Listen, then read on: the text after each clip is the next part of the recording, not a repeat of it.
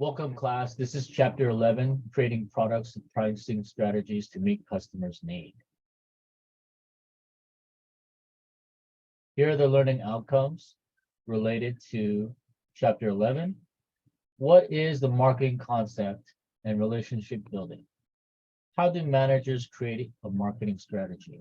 What is the marketing mix? How do consumers and organizations make buying decisions? What are the 5 basic forms of consumer and business market segmentation? What is a product and how is it classified?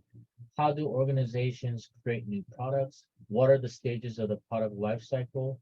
What strategies are used for pricing products and what are the future trends? What trends are occurring in products and pricing? These are the learning outcomes for chapter 11. Please review the chapter outlines to address these learning outcomes. And when you look at the chapter outlines, it will give you the concept outlines for these sections. This is section 1 of the concept check. 3 questions to consider in the concept check.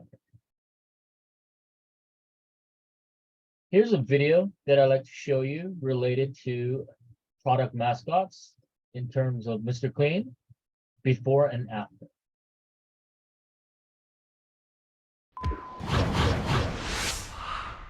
Mascots do a lot for selling and publicizing brands and have played a major role in marketing for many years. Watch until number 1 to see how Mr. Clean has changed over the years. If this is your first time visiting The Things, don't forget to subscribe and please give this video a big thumbs up. Here are 10 famous product mascots then versus now. Tony the Tiger. Which animal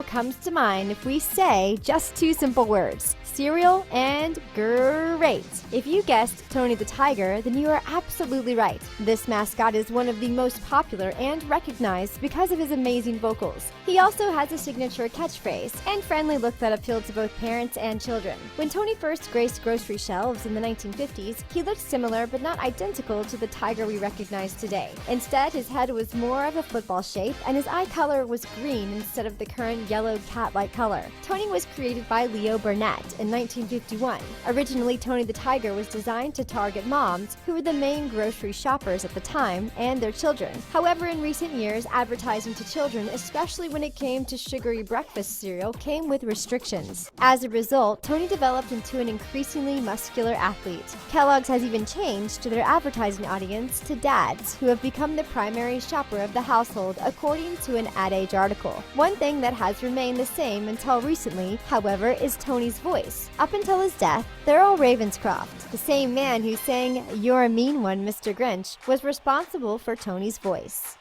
Energizer Bunny. If we say batteries, few of us would think about the cylindrical items you can buy at the pharmacy or hardware store, as we have grown so used to rechargeable batteries. In fact, unless it's a hashtag Throwback Thursday, we might pay very little attention to these kinds of batteries, which is why having a recognizable mascot has been a game changer for Energizer. We're talking about the pink flip-flop sunglass-wearing bunny that first walked across TV screens in 1989 while beating a drum. This bunny is true to his catchphrase and really does keep going and going and going, so much so that he required a millennial update. In order to appeal to a more contemporary audience, Energizer has recreated the bunny while making sure he maintains recognizable features so as not to harm the brand. Now the bunny has a wider range of motion, softer fur, and more human-like facial expressions, making him resemble a human's movement. Even his hop is a bit different. Energizer also used the opportunity to update their catchphrase to simply "still going." This mascot's popularity is massive and includes spoofs from Saturday Night Live and the creation of an Energizer Bunny float in the Macy's Thanksgiving Day Parade. Pillsbury Doughboy. Pillsbury Doughboy first became the baking company's mascot in 1965, and a lot of thought and money was put into the little character. The concept came from trying to make an approachable and friendly helper that looked similar to a delicious piece of dough. Thus, Poppin' Fresh, or as we know him, the Pillsbury Doughboy, was created. In his debut, Poppin' Fresh was created by using stop motion or claymation, and the puppet used to make him cost $16,000. His voice also involved a lot of thought as 50 different voice actors were considered for the part. Clearly, attention to detail was the way to go, as Poppin' Fresh remains the helpful, adorable mascot we recognize today by his chef hat, blue eyes, and soft, pokeable belly. His little giggle also adds to audiences' nostalgia that surrounds Pillsbury products. Today, Poppin' Fresh is completely animated and interacts with products and people in commercials. This is intentional to make him an essential component of the ad. As a result, it's nearly impossible to think about the brand without picturing Poppin' Fresh. This is clearly a successful ad campaign that has stood the test of time. Thanks to this giggly mascot, Pillsbury is now sold in approximately 30 countries, including India, Latin America, Germany, Austria, and Israel. Wendy. Fast food restaurant Wendy's derived its name from their mascot. Wendy was based on the 9-year-old daughter of the food chain's founder, Dave Thomas. Naturally, as the restaurant evolved and aged, it became time to revamp Wendy's look. In 2013, Wendy's logo changed from an old-fashioned, more Western, boxy look to a more colorful, updated look. In the newer design, Wendy's face is more prominently framed, and she even looks older. Her recognizable red pigtails are still center stage. There has even been speculation about the subliminal message included in the design. Some people began to notice that Wendy's new collar now spells out the word mom. However, Wendy's senior vice president has denied that this was intentional. Meanwhile, this accidental message actually works quite well with Wendy's overall branding that posts that it's fast food that tastes more like mom's cooking, or at least that it's fast food mom will approve of. Wendy's appeal continues to be popular and is even taking on its own life among internet artists. Ever since Wendy's showed some sass in Twitter comments against other fast food chains, artists have been posting drawings of Wendy reimagined as a sassy and adorable anime character. Larry from Quaker Oats. With the shopping demographic becoming increasingly health conscious, many food products have been updating their marketing strategies to appear healthier. Quaker Oats is definitely one such company. While the Quaker Oat products have remained the same, Larry has received a very subtle makeover. If you look closely at Larry's collar, you will be able to notice that he looks about 5 pounds thinner and a bit younger. Though oats are absolutely healthy, the brand's decisions to make a couple tweaks to their beloved mascot stems from a concern that consumers might be deterred if a chubbier face is on a food product. Although Larry is still wearing the same outfit, his jaw is a bit more pronounced and his hair is slightly shorter. The font on the box is also slightly different to give it a more modern stylistic look. Michael Connors, the vice president of design at Hornell Anderson, stated in a Wall Street Journal report that the changes were intentionally subtle in the hopes that few people would notice them. We want to hear what you think about this change in the comments below. Would an overweight mascot turn you off from buying a product, even if it was healthy to begin with? Ronald McDonald.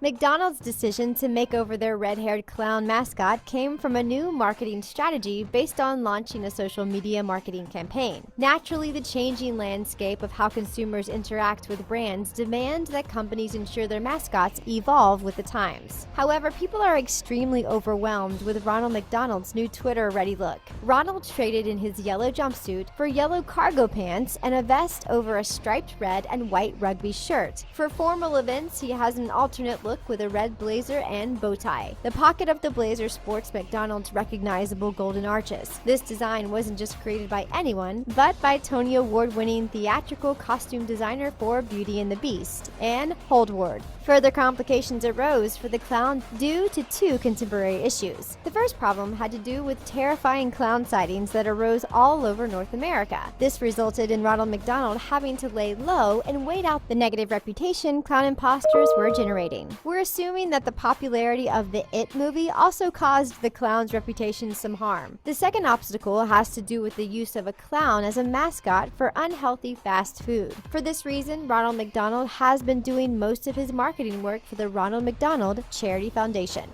Jolly Green Giant.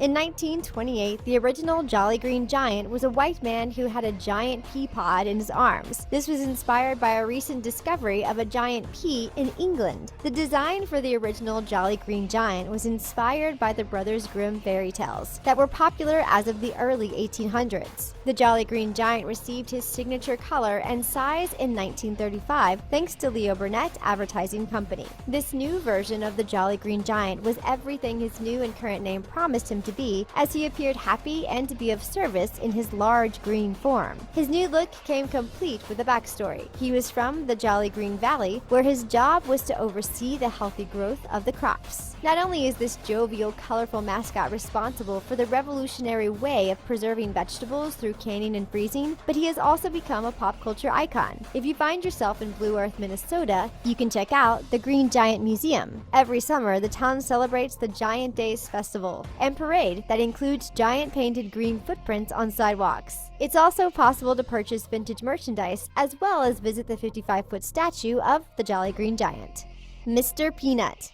In 1916, Planters Chocolate and Nut Company ran a contest for the public to submit designs for the new Peanut mascot. The winner of this contest ended up being a 14-year-old from Suffolk, Virginia, named Antonio Gentile. The entry was a sketch of a Mr. Peanut with a cane. The graphic design artist added some iconic features like the top hat and monocle, and the Mr. Peanut we know today was born. Mr. Peanut's popularity surged immediately. He even played a role in World War II when the U.S. entered the conflict. An army version of Mr. Peanut was featured on the propaganda posters and stamps. Mr. Peanut has a much more slender and refined look now. The peanut ridges that used to cover his whole body are now only shaded on the front of his lower torso. In the most recent version, he's also frequently wearing white gloves, a white shirt, a black tie, a vest, and black leggings. Mr. Peanut is such a famous mascot. In 2013, the Smithsonian admitted a cast iron version of the mascot into its National Museum of American History. Gentile's family submitted his original sketches to be added to the exhibit as well. Mr. Met. The famous mascot has some recent controversy surrounding it. Mr. Met made his debut on the cover of the baseball team's yearbook in 1963 and made his first real-life appearance a year later. The man responsible for Mr. Met's original design was the art director and graphic designer at a Manhattan advertising agency, J. Walter Thompson.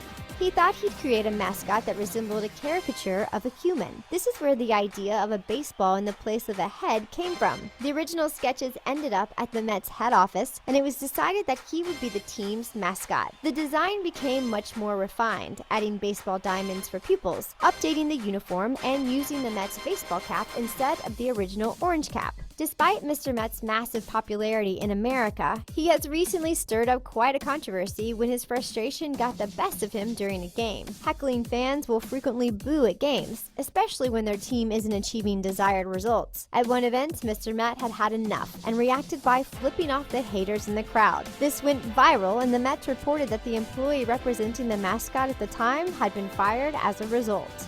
Mr. Clean. One of the reasons Mr. Clean made it to our #1 spot is because he underwent several mascot makeovers. Mr. Clean was designed to advertise Procter & Gamble's cleaning product. The concept of Mr. Clean came from the fact that the product promised to clean like magic. As a result, the idea of magic in a bottle spawned the design for a bald, attractive male mascot with a signature gold genie-like earring. When he first appeared in TV commercials with his very own jingle in 1958, Mr. Clean products became the #1 cleaner in the United States. For decades, Mr. Clean has resonated with consumers who have seen him as non-threatening and dependable. However, many people have speculated about the mascot's sexual orientation, and in a 2017 Super Bowl commercial, Mr. Clean was even seen seductively dancing with a mop. The cleaning company tried to explain their mascot's origin and was met with a lot of negative reactions to a creepy CGI child version of the man we are used to seeing. Finally, the biggest change was also in 2017 when Procter & Gamble opted to trade in their animated white version of Mr. Clean for Mike Jackson. What do you think about the evolution of Mr. Clean? And that's all for the 10 famous product mascots then versus now. Make sure to like this video and subscribe to The Things to catch more videos like this. Thanks for watching.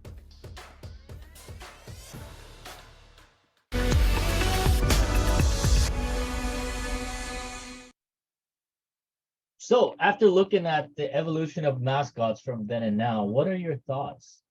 The historical of Mr. Peanut, and how it came to be today. Just think about what your thoughts are in this.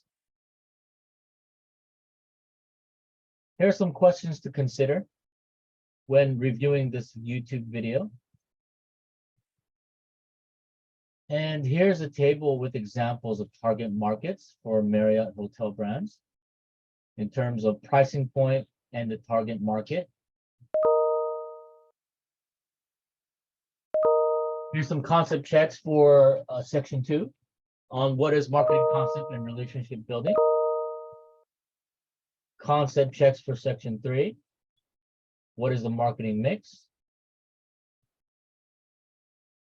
Here's an interesting video related to Facebook ads. How much do Facebook ads cost?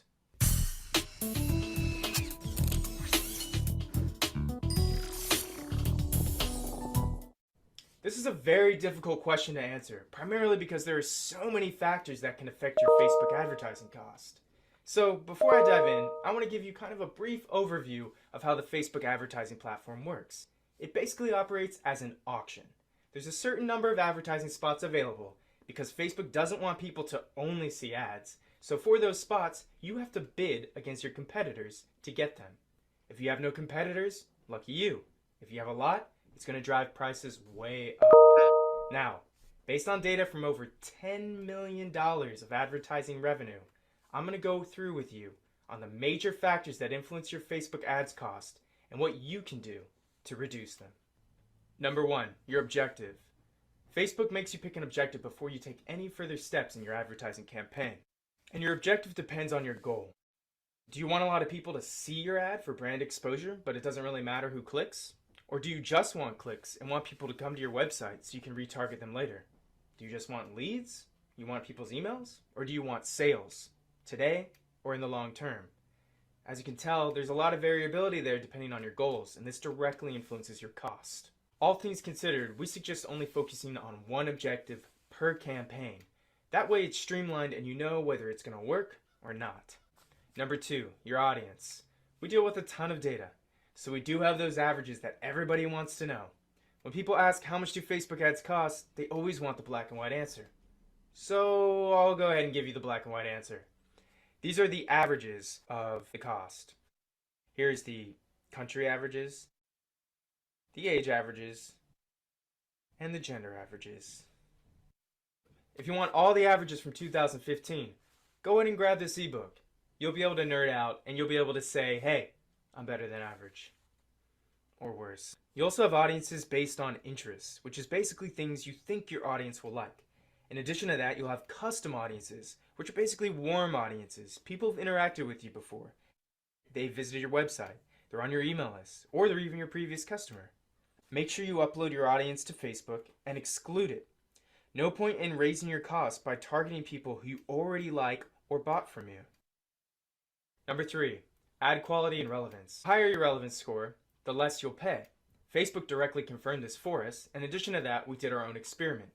We tested an ad with a relevancy score of 8 versus a relevancy score of 2.9.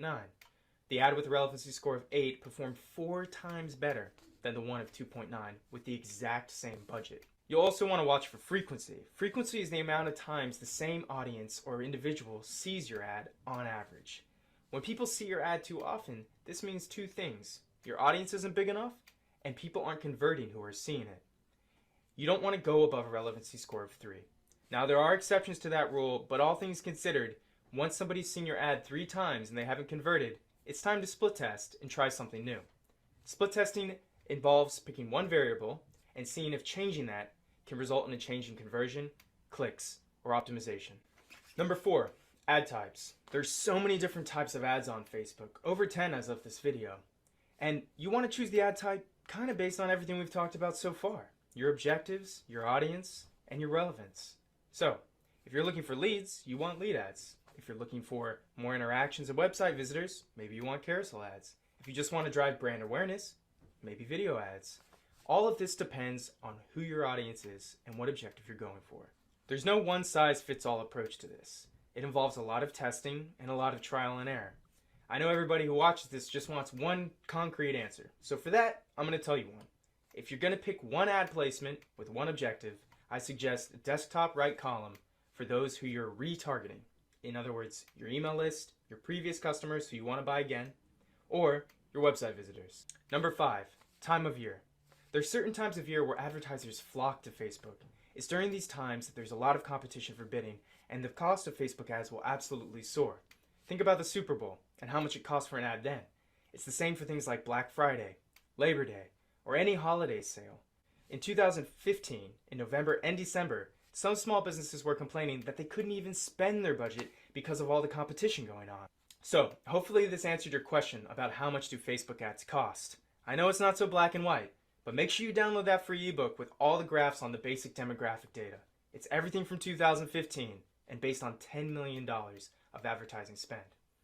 Now, remember, it's all different depending on your industry or business, so measure things. Measure your results. Make sure you separate out your campaigns based on objectives, and make sure you separate out those audiences, ad copy, and imagery.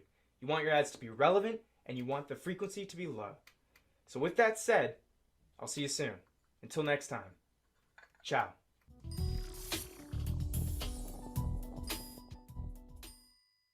Okay. Moving on. So here's some questions to consider when looking about that YouTube video on Facebook ads.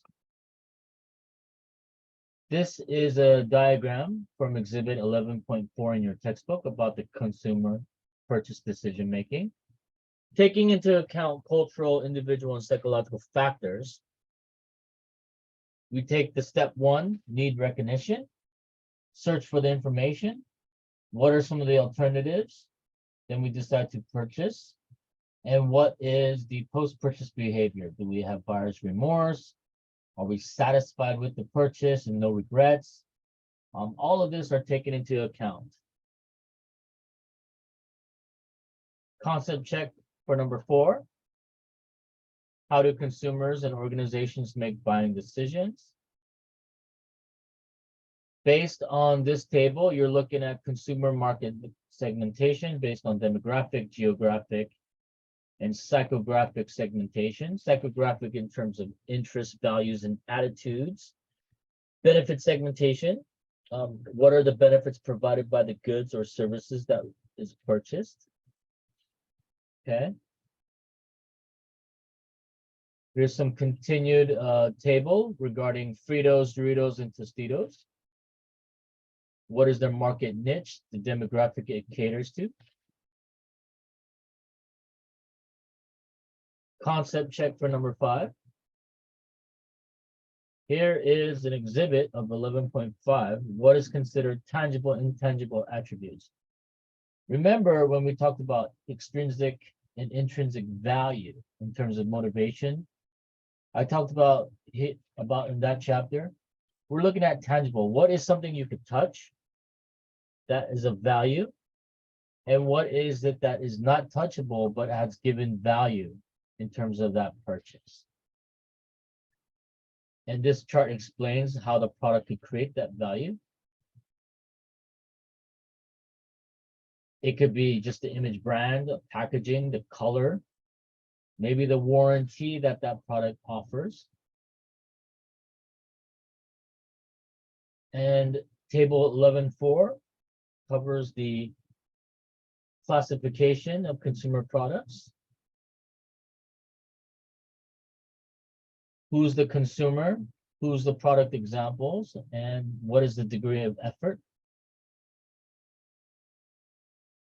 Concept check related to what is product and how is it classified? And these are the steps on developing a product. Take a look at this graph. Concept check number 7. And here's an interesting video regarding the Toyota Prius. Let's take a look. The Toyota Prius was the world's first mass-produced hybrid car, and it still might be the most famous of all time. But in recent years, it has become a victim of a changing market and perhaps its own success.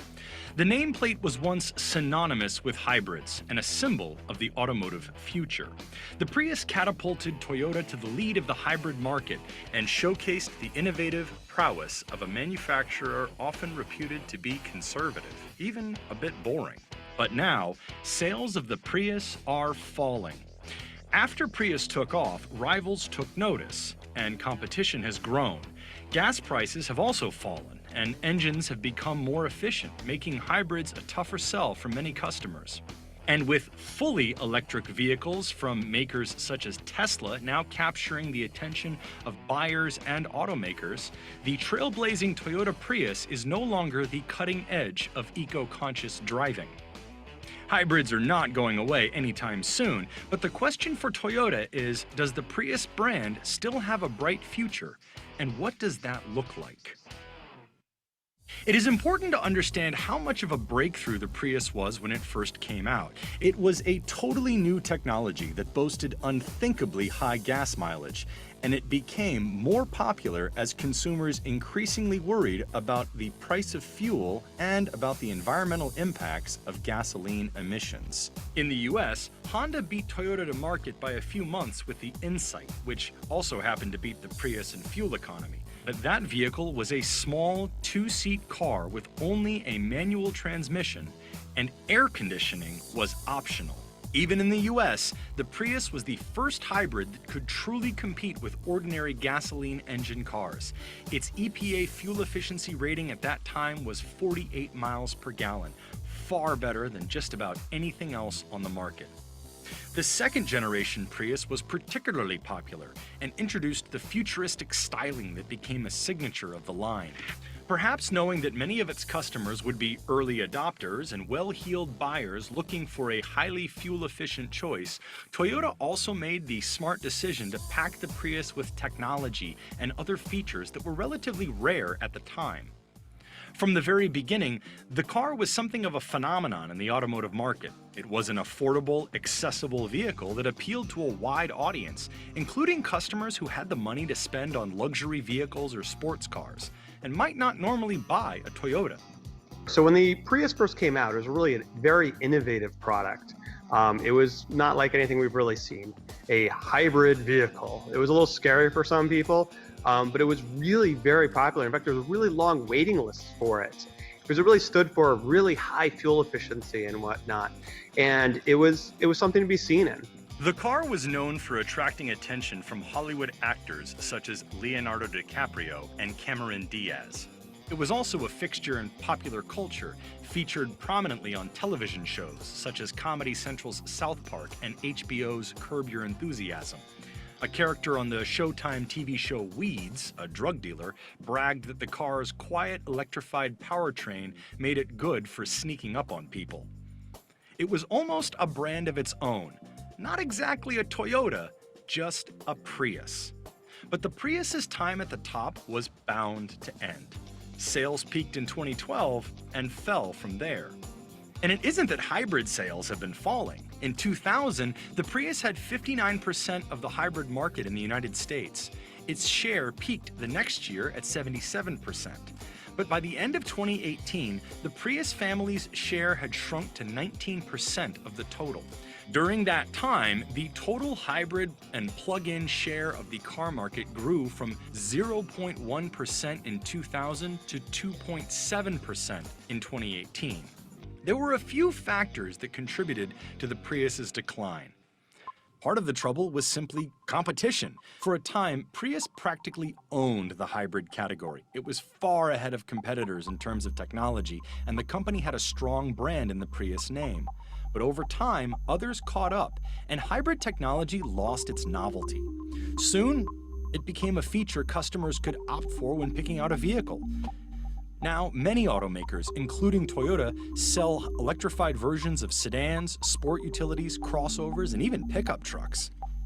There's also less incentive among customers to buy any type of hybrid for a few reasons.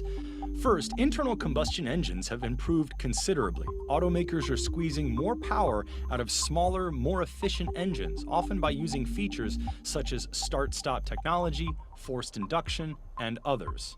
Gas has also become a lot cheaper as the Prius name has aged, and high fuel costs were one of the major factors driving the technology behind the car. Fuel prices across the US hit $4.10 on July 16, 2008, their highest recorded average for the country in history. But in 2018, the price at the pump fell as low as $2.26 a gallon on average. The gas prices plummeted in late 2014, and that era has really stuck around. 2015 through 2018, relative affordability And that's really put Americans' interest in hybrids kind of back. Certainly set them back. Americans have actually gone to the opposite, less fuel efficient, bigger vehicles, because in the background of all of this, CAFE standards have slowly improved average new fuel efficiency of even big trucks. So we've come a long way. Toyota also no longer seems to be positioning the vehicle as a sleek, tech-heavy car for early adopters. Current Priuses still come stocked with technology, but they no longer seem ahead of the pack in what they offer. In some ways, they even seem a bit behind.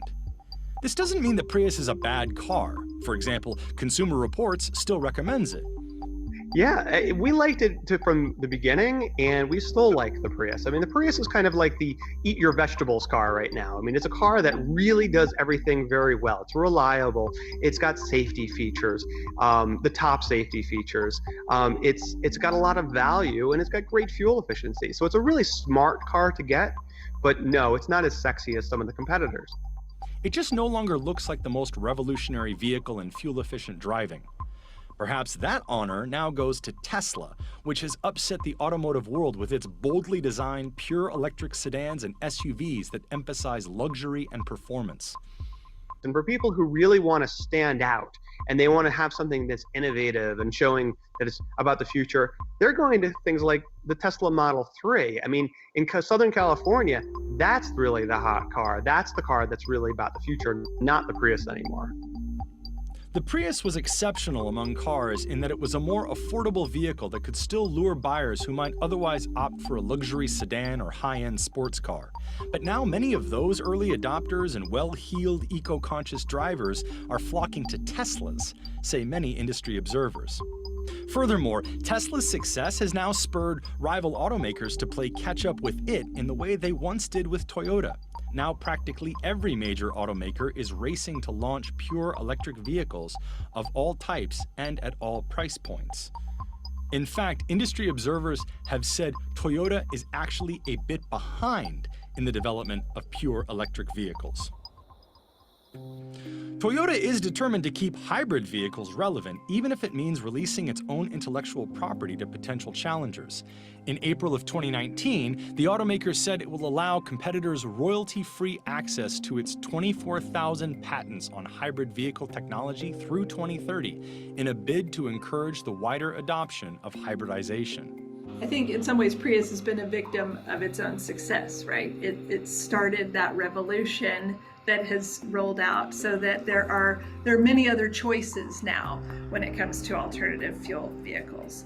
And it's fascinating because the first 3 generations of Prius, it was really an idea that people bought into and wanted to associate with. But by the 4th generation, hybrids were so sort of more normalized in the market that Prius became more of just another vehicle. In the meantime, it continues to release new versions of the Prius. In May of 2019, the company unveiled the 2020 Prius Prime, which starts at $27,600. It comes with some of those key standard features missing in its predecessor, such as Apple CarPlay, Sirius XM, and Amazon Alexa compatibility. While the industry seems to be moving toward electrics, opinions vary as to how long that transition will take and how smooth it will be. So hybrids are likely not going anywhere soon. But while the Prius name may have once been synonymous with them, it could end up being just another car.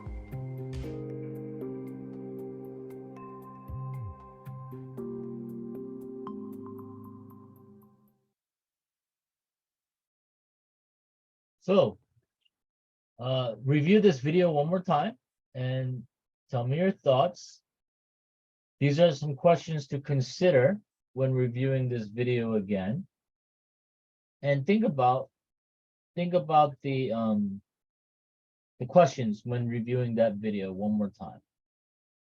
Okay. Here's another video regarding design thinking. Now, CBS This Morning co-host Charlie Rose on assignment for 60 Minutes. Tonight, we're going to introduce you to one of the most innovative thinkers of our time. He's a man who has had an enormous impact on our everyday lives. David Kelley is the founder of the Silicon Valley global design firm IDEO. His company has created thousands of breakthrough inventions, including the first computer mouse from Apple, the stand-up toothpaste tube, and a better Pringle for Procter & Gamble. IDEO may be the most influential product design company in the world. Kelly was a longtime friend and colleague of Steve Jobs, and he is a pioneer in something known as design thinking, an innovative approach that incorporates human behavior into design. The story will continue in a moment.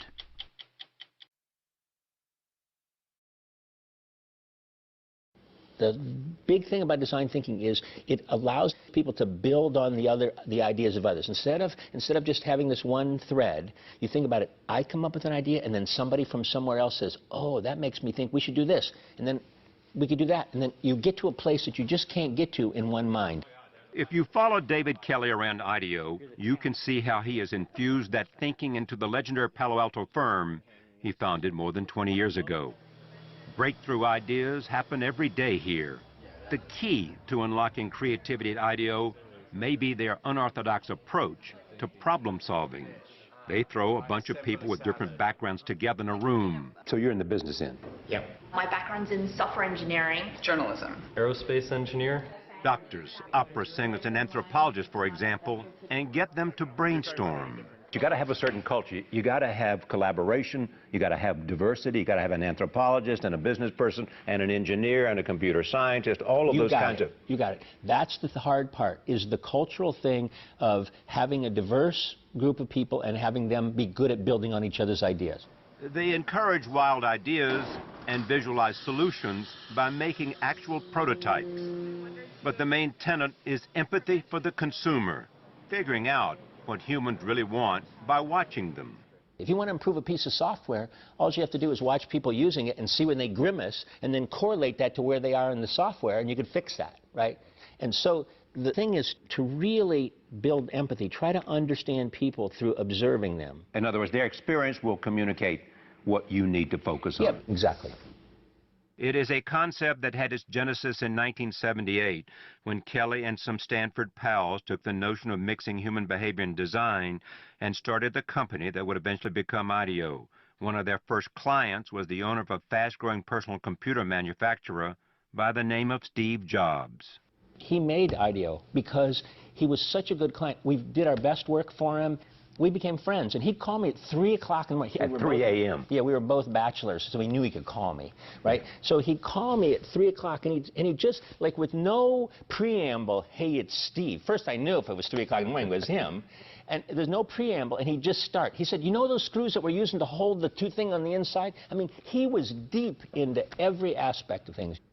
Kelly's company helped design dozens of products for Apple, including Apple III and Lisa, and the very first Apple mouse, a descendant of which is still in use today. He said to us, you know, for $17, he gave us that number, $17, I want you to make a mouse that we're going to use in all of our computers. So what happened here was we're trying to figure out how to make, so you move your hand and how you make the thing move on screen. So at first we thought, we got to make it really accurate. You know, like when we move the mouse an inch, it's got to move exactly an inch on the screen. And then after we prototyped it, we realized it doesn't matter at all. Your brain's in the loop. The whole thing was make it intuitive for the human. In fact, but even after they solved that monumental problem, Jobs still wasn't satisfied. And so he didn't like the way the ball sounded on the table. So we had to rubber coat the ball. Well, rubber coating the ball was a huge technical problem because you can't have any seams. You got to get it just right. And so, you know, it'd just be one thing like that. Suppose Steve had said to you, "I'd like to have a ball that's not steel but rubber coated," and you said, "No, you can't do that, Steve." What would he say? The expletives that I would have would probably are not good on camera, but it was basically, "I thought you were good." You know, like I thought I hired you because you were smart. You know, like you're letting me down.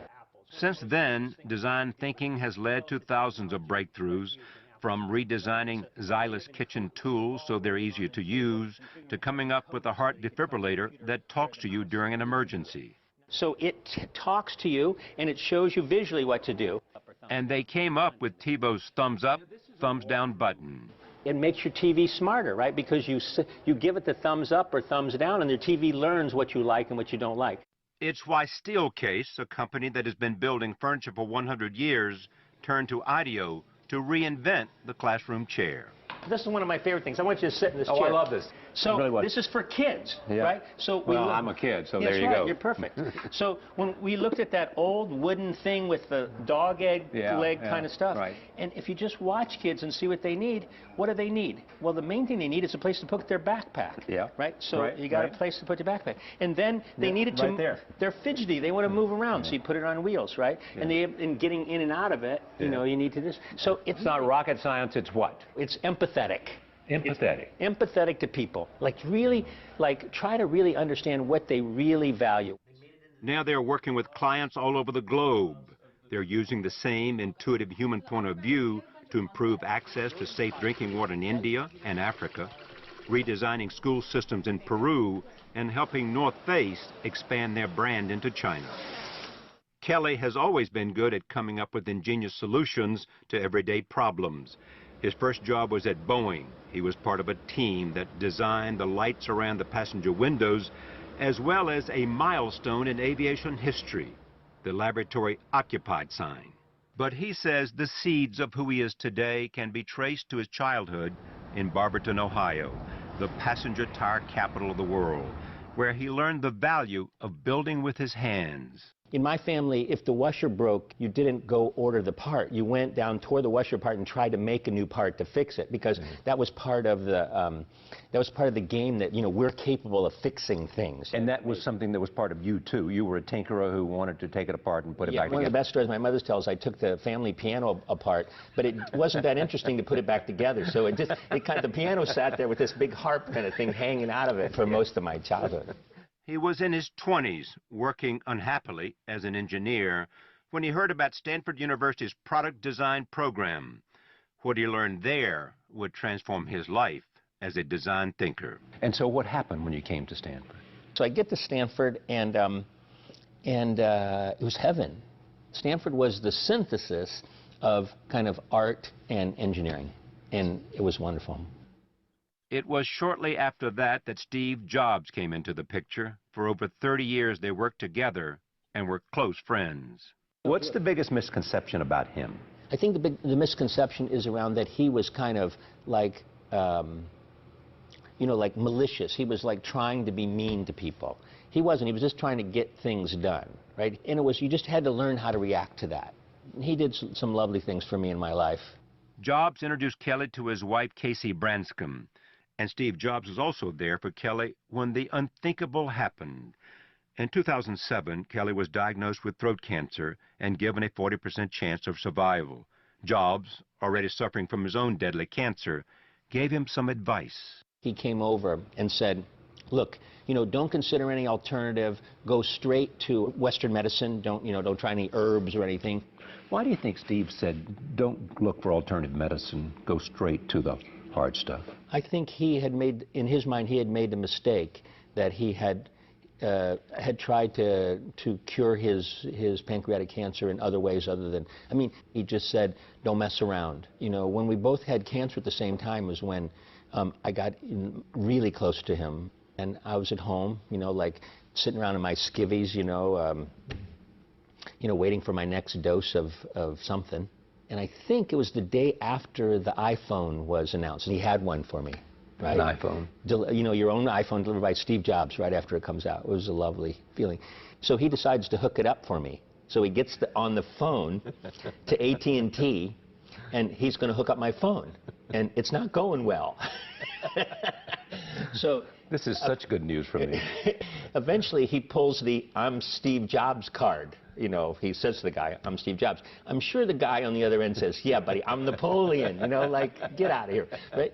But anyway, so he never did really get it hooked up. He never hooked it up? No, not that day. Yeah. But he was close. What did he teach you about living with cancer? Steve focused more on his kids, I think, than anything, and made me fight more to survive. And so that focus on family, you know, was something that he taught me. You care deeply that you watch your daughter. Yes. As she continues to grow. And it's about her. What was her life going to be like if I died? That's really motivating. It was around that time that Kelly decided to commit himself to something even bigger. and why he approached Stanford University and a wealthy client named Hasso Plattner with the idea of setting up a school dedicated to human-centered design. He thought that was a great idea, and he said he'd help me. And I said, oh, thank you. And then I went back, and the You had no idea what he meant? No. The development officer at Stanford said, when a billionaire says, I'll help you, you should call him back right away. So it turns out Hasso funded the whole thing. He said, $35 million. Yeah. He said, how much you need? I wish I'd have said $80 million. He said yes to whatever I said, I think. Kelly now runs a groundbreaking and wildly popular Hasso Plattner Institute of Design at Stanford, the D School. Okay. It is recognized as the first program of its kind dedicated to teaching design thinking as a tool for innovation, not just to designers, but to students from all different disciplines. I think you can follow your noses a little bit around that, like where's the big idea, where's the excitement? Twice as many Stanford grad students want to take classes as are seats available. The lucky 500 students in the program augment their master's degree studies in business, law, medicine, engineering, and the arts by solving problems collaboratively and creatively and immersing themselves in the methodology Kelly's made famous. But there are no degrees. It is something Steve Jobs talked him out of. He said, I don't want somebody with one of your flaky degrees. Very sweet, right? I don't want them working for me. Yeah, I don't want them working for me. If they just have your flaky degree. But if they have a computer science degree or a business degree, and then they've come and have our way of thinking on top of that, I'm really excited about it. Today, his cancer is in remission. He spends more time doing the things that he cares about most, including tinkering in his workshop with his 15-year-old daughter. So, Claire, tell me this. What happens here? Everything. Really everything. Yeah, so Claire and I come here to do projects together. Our big project is right over there presently, which is to make a 3D printer. It's called a PrinterBot. And it's a little machine that makes 3D objects, like a printer that puts ink on a page. This makes something three-dimensional. His love of making things is as much a part of his DNA as his appreciation for the car, which he calls the most important object in our lives. So why do you like it? What does it mean to you? Well, you know, it's about the same vintage as me, and it just makes everybody smile. Okay. I like the sound of the motor. Almost every day you can find David Kelly driving his '54 Chevy pickup truck between Stanford and IDEO, inspiring the design thinkers of tomorrow and quietly shaping the future. My theory is that sometimes life squeezes out the best of us. I've never heard that, but that really resonates with me. So if I could write the first line of your epitaph, it might be, David Kelly, help people find the confidence in their creativity. That'd be lovely. And change the world. Yeah. Go to 60minutesovertime.com for a guided tour with Charlie Rose, sponsored by Pfizer. Okay. Here's some questions to think about and how the design thinking of IDEO, some benefits and drawbacks and disadvantages. Based on this video, on your own, list the benefits and advantages and drawbacks and disadvantages. Here is an exhibit from 11.7 in your textbook, Sales and Profits During a Product Life Cycle. As you can see during the introduction and growth, the sales and profits go up, and when it declines, the sales go down, right? Here are some examples on the bottom. Take a look at this and read about it in section 11.7. Table 5, 11.5, strategies for success during each stage of the product cycle from your introduction, growth, maturity, and decline. Concept check number 8, some questions to consider. Here's a video on product life cycle. Let's take a look.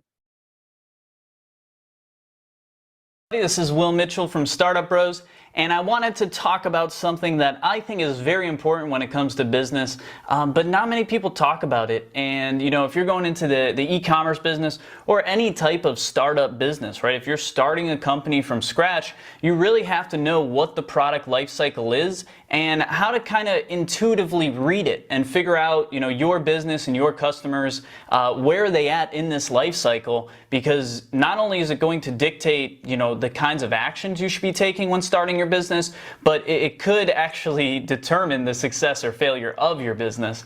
So product life cycle, this is kind of, I think, I dropped out of school obviously, but I think this is kind of a business school type of thing. And it's a really good concept that is really important, and I see a lot of people that just don't understand that products have a lifespan, right? Just like human beings. Product ideas and product concepts are born, and they go through a very predictable life cycle until they eventually decline and die, right? So we want to talk about that life cycle. I want to help you kind of, you know, understand what the life cycle is and how businesses change as their products go through this life cycle. I'll show you a few example products so we can talk about, you know, real world examples of how this affects your business. And I also want to take it through these different elements of success or failure, right? The profitability of your business is going to change drastically as we go through this life cycle. The failure rate, right? Your chances of success are going to drastically be altered based on where you're at in this life cycle. So that's what we're going to be looking at here today. So let's just jump into it. Again, as products go through this life cycle, there's really 4 stages that we look at, right? The first stage is what some people call the introduction, and just to give you an idea of what this actually means, this would be your sales, right? This is sales, actual units being sold, right? So as the units being sold is obviously originally going to be at 0 here, this first stage, what a lot of people call the introduction stage, I personally refer to it as the R&D stage, research and development. And what you're basically doing in this stage is figuring out what you're going to sell, right? This is, if I have a brand new product idea, I'm going to be in the R&D stage, and I'm going to be just figuring out what I'm trying to sell and how I'm going to sell it. You know, for an example of a product that stayed in the R&D stage and never got out of the R&D stage, look at something like Google Glasses, right? Google Glasses, there's those little things you wear on your face. It's like an augmented reality computer, had the little camera in it and everything. This product failed, but the reason why it failed, most people don't know. It's because no one knew what the hell Google Glass was, or why they wanted it, how it was going to solve any problems for them. So you saw Google spending just a massive amount of advertising dollars trying to educate people as to what Google Glasses were and why they should even care. So it's really tough to advertise products and get people to understand what you're selling if the product doesn't even exist yet, right? So in this first stage, this R&D stage, you're probably not going to have much profitability, right? You're going to have a lot of people lose money in this stage, right? This is the stage of, let's say, Tesla, right? Tesla Motors, they're moving into the growth stage now, but for a long time, electric cars were just this fantastical idea. No one quite knew what they were, why they wanted them. And over the past 10 years, we've seen that market move out of the R&D stage and into the growth stage. But it took a massive amount of research development, investor dollars, right? Tesla's a company that burns through billions and billions of dollars a year with no profitability. So the profitability in a brand new market where there's no competition, right? In a brand new market, there's literally no competition, but that's a bad thing. And I see a lot of entrepreneurs that go out there and look for markets that have no competition. Well, if you're going into a market with no competition, that's a big red flag that something is terribly wrong in that market. And you just don't have customers, right? At this stage, I have to go out there and teach people what my product even is, how it's different from what they understand, right? I'm really teaching people and educating people instead of trying to get them to buy my product. And this is why products in the R&D stage really tough. I mean, a lot of companies never get out of this, right? Super high failure rate in the R&D stage, and obviously a lot of development costs in the R&D stage. Now, once a product moves beyond this, right, and we start to get into this growth phase, well, the growth phase is really where you want to operate, right? The growth phase is where there's a huge rush of customers coming in, right? If we think about LED light bulbs, right? Just a simple product. Well, LED light bulbs, that concept was there for 20, 30 years. It just didn't make sense for anyone to mass produce them. At a certain point, that market moved out, right? At a certain point, people, the general consumer, all of a sudden understood why they wanted LED light bulbs. You know, the energy savings, the fact that you don't have to replace them only have to replace them every 15, 20 years. So as the general market and the general consumer started to understand more and more about LED light bulbs and how they were different from conventional light bulbs, the market just started to go up, right? Customers started flooding the marketplace, and that's where you want to operate, right? I don't want to be the first person to think of an LED light bulb. I want to be the first person to sell them profitably to customers, right? So in the growth phase, this is again where you want to operate, right? In the growth phase, we have massive profitability, peak profitability in the growth phase, right around here, obviously. The failure rate in the growth phase is very low, right? If everybody is buying LED light bulbs, if everybody's buying selfie sticks and you're selling them too, you're very low rate of failure, right? So super low rate of failure in the growth phase, and that's where we really want to catch products and build companies when the market's right here, right? Because then we can capture all of the profitability in this market. The competition is there. It's there in the growth phase. It's not crazy, but it's there. We like competition, right? I like to see competition because that means that people are actually buying things. And day in and day out, more people are buying things if it's in the growth phase. So this is really going to be conducive to new companies starting up, because every single day you wake up, there's going to be more customers ready and willing to buy your products. The development cost in here is pretty flat. It's pretty flat. In the growth phase, the way that we beat the competition is through differentiation, through making improvements to our products, right? And so because of that, there's not a crazy development cost. It's not like we're inventing new things or doing drastic changes to the product. We're making slight alterations. Maybe we're throwing in bundles and bonuses and stuff like this, but we're differentiating through product features, not through price, right? Because as we're going to talk about, once we get into these later stages, people will start to compete on price, and that's where you don't want to be, right? Because that's when the Walmarts of the world will win, is when it's only based on price. So we really want to get started in the growth phase, capture market share while we're in the growth phase, and then through building a good fan base and a good brand and just people that like your products, you're going to be able to kind of extend the product life cycle out and build a successful business. Advertising. Advertising is there again, but it's not huge, because I would even be willing to say that advertising is pretty low at this stage, because people are out there buying the products, right? If you just came out with the first fat burning pill in the world, people are going to be, slamming on your door trying to buy it. So the advertising fee really isn't that high when it's in a growth market, because people are going to be buying them anyways. It's not like you have to spend a huge amount of time and energy and money to convince them to buy yours, because they're buying them anyways, right? There are people flooding into this market because they're hearing about a new product, a trendy product, and they want to buy it. So the only question is, like, what product are they going to look at first that they decide to buy, right? Now, as products and markets move out of the growth phase, we start to get into the maturity phase. And a mature market, this basically means that the market has topped out, right? Everybody who might want an LED light bulb has, they know about LED light bulbs, they've thought about them, and then they've either decided to buy them or not to buy them, right? LED light bulbs are now old news, and it's a mature market. People know what they are, they're familiar with them, they know if they want them, if they don't want them. There's no trendy novelty to it anymore.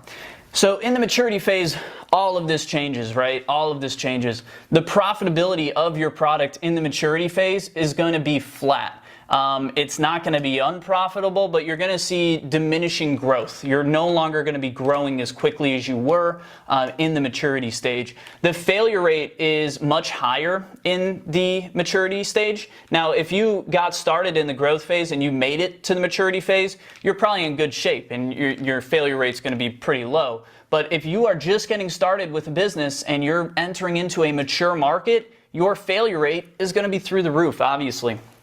The competition at this stage is pretty high. It's pretty high. And this is, one of the reasons why it hits this level is because the Walmarts of the world and, huge volume buyers, you can either be a volume business or a margin business, right? Do you want to make a little bit of money on a lot of units, or do you want to make a lot of money on a little bit of units? Well, these two, R&D and growth, those are margin markets. This is where margin sellers just destroy it. As you get into maturity and decline, this is where volume sellers dominate the market because, LED light bulbs, selfie sticks, take your pick at the product, iPhone cases.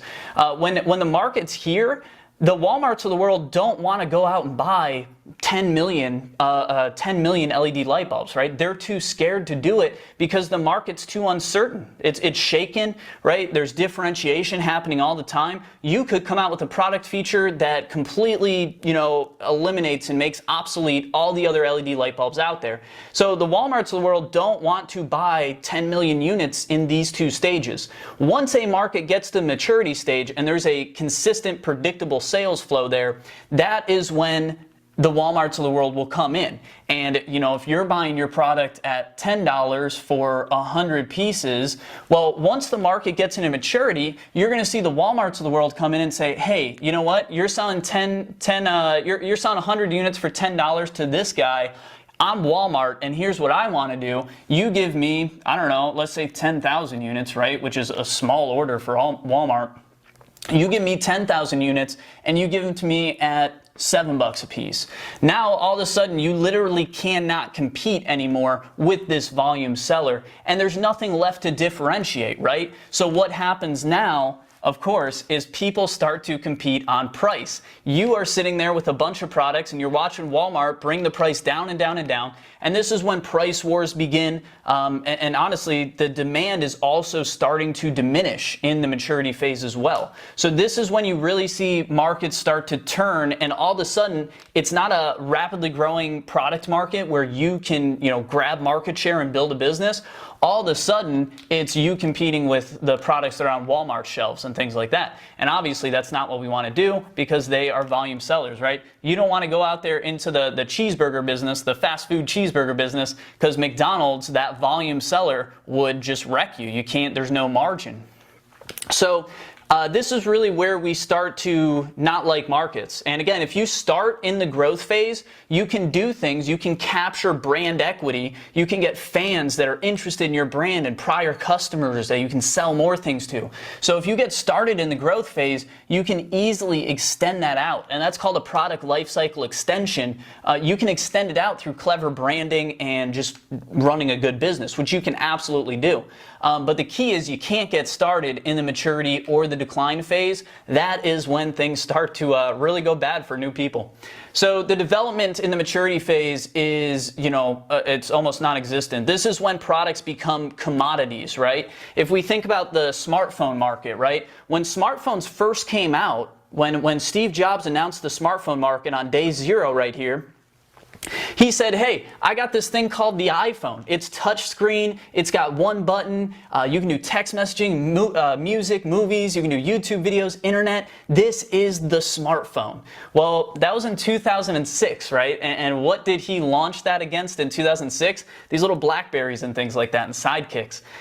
Fast forward to today, the smartphone market has gone through the entire product life cycle. In 2006, you would look at the iPhone next to the next best phone, and they were very, very different. Now, all the changes and all the preferred features have been ironed out, and this is a market in decline. Everyone knows about a smartphone. Most people have them already, so it's just not a growing market anymore. And it's also a commoditized product, right? The Samsung Galaxy S8 is so similar to the iPhone 7 or 8 that it's really a very, very similar product in terms of feature set. When you compare that to what it was like in 2006, the iPhone or the BlackBerry, you see how products morph into that commodity of what is a smartphone.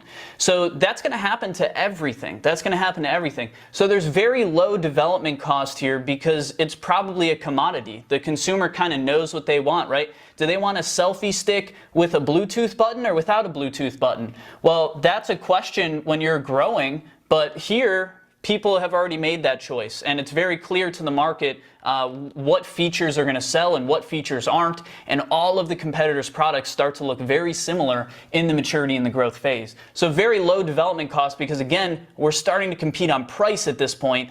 People don't want to invest more money into a dying product because it's a dying product, right?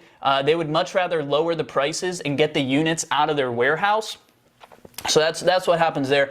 Advertising actually goes up in this stage. The reason for that is companies will try to maintain their growth rates, and you just can't because there's literally less customers than there was yesterday. So the advertising expenses per unit go up, and generally the advertising expense in general goes up because companies will start to really try to grab the growth out of there, or they'll get scared and say, man, this is a shrinking market now, and I have 10,000 units in my warehouse, so start bringing the price down a little bit and start advertising because we got to free up this space in the warehouse, right? So that brings us to the decline phase, and the decline phase is obviously somewhere we don't want to operate at all. This is another thing you could call this is the liquidation phase. This is when I have a huge store of products and I got to get rid of them. So now the people that are buying these things at $7 will take them even lower, right? They'll sell it at $10 and literally new people can't get started then. So in the decline phase, when you see demand collapsing, when you see a market that's old news, right? In the decline phase, you're obviously going to see low profitability, if any. A lot of people will lose money here. Failure rate's extremely high. You do not want to get started in a market like this. Competition. The competition is obviously going to be very, very high at this stage. I'm going to put high plus plus, right? This is the stage when so many people bought into it here that there's just warehouses full of these products that, you know, people like me are sitting there saying, we got to free up this warehouse space, get this stuff out at any price possible. So that's why I call it the liquidation phase as well. Obviously, no development at all. This is liquidation, right? Get these things out of here. Advertising is going to be even. Some people like to advertise, some people don't. But when we're liquidating, it's really, let's get it out there at any price because we got to free up space in the warehouse. So that's kind of the product life cycle in a nutshell. I did also want to talk about kind of some products and how they go through the life cycle. We talked about the smartphone market, how, you know, in 2006, the iPhone was very different from the next best smartphone. Fast forward to today, all the smartphones are very similar, and we see companies like Apple running into big financial issues from a stock perspective because investors think that the smartphone market is about to go into decline. So very interesting there. Another product we can look at is electric vehicles, right? For the last 15, 20 years, I've heard about electric vehicles all the time as they were being developed and researched and the market was being educated, but no successful companies came out of that. The most successful thing I saw here was maybe the Prius. But now the electric car market is starting to go into the growth phase. It's no longer a ridiculous product, right? People understand the benefits of electric cars. People understand what the differences are, and there's demand for it now. People kind of want the electric cars. So now we're seeing this go into the growth phase, right? So again, you know, Tesla doesn't do any advertising because the market is growing so quickly that Tesla doesn't need to. And Tesla has very little competition, right? Tesla has, I'm not going to say they have good profitability because, again, Tesla is a big R&D company right now, but their failure rate is low, right? Tesla, it's hard to believe, even though Tesla is a very fragile financial company, it's hard to believe that that brand's going to fail now because there's just so much demand behind it. So you look at a market like that, and obviously that's going to continue to mature, right? We're starting to get into a phase now where companies, other companies like Mercedes and BMW are getting into the electric car market. We see Google getting into the electric car market. We see Apple getting into the electric car market. And what are they doing in the growth phase? They're differentiating through product features. My electric car has autopilot. My electric car does this, right? It's no longer just about gas mileage, it's about all the other features. So we see a chaotic market that is competing for market share through differentiation and through features, and it's probably going to be like that for the next 10, 15 years. But at a certain point, the electric car market will hit maturity, right? Everyone who wants an electric car will have one. All the electric car features will have kind of been tried out, and it'll be pretty common knowledge what features people like and don't like, what features people are willing to pay for and not willing to pay for. So we're going to see a commoditized electric car market here that eventually goes into decline, right? And that's going to take a long time. Another question I get all the time is, how do I know how quickly a product's going to move through the product life cycle? Well, the best way I've found is through the dollar amount of the product, right? So if it's a $5 fidget spinner, well, that can be invented and go into decline within a few months. And that often happens on those low price fad products, right? Fingerboards and all these crazy things, Tamagotchis. These things go from idea to saturation very quickly. You look at something like the electric car market, much different, right? Airplanes, stuff like that.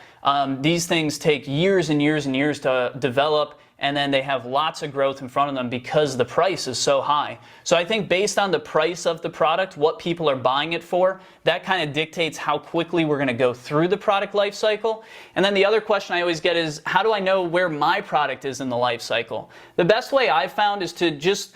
It's really an intuition type of thing, but you have to figure out, like, how differentiated are the products in this market, right? Are we looking at the iPhone next to the BlackBerry, or are we looking at, you know, one flip phone next to the other flip phone? Are we looking at the S8 next to the iPhone, right? How commoditized is this product, and how differentiated are the competing offers? That's one thing you have to look at.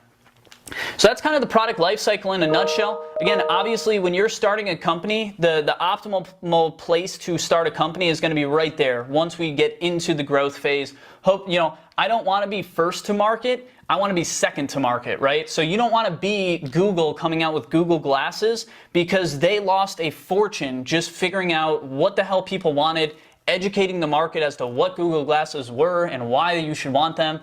They just lost money, lost money, lost money. But you know, the people that came in after Google Glasses were very successful. There were people that made specialized Google Glasses for surgery, for sports, for things like that, and those companies are successful, whereas the Google Glasses are not. So you don't want to be first to market. You want to be second to market, right there, ride the growth up, and get market share while you're in this growth phase. Because the maturity phase, you can easily do what's called a product lifecycle extension and continue to build demand for your products and your services, even though the rest of the market is decaying. But the key is you have to start here, capture that customer, build that relationship, and figure out how to extend that lifecycle through, you know, other upsells or product line extensions and things like that.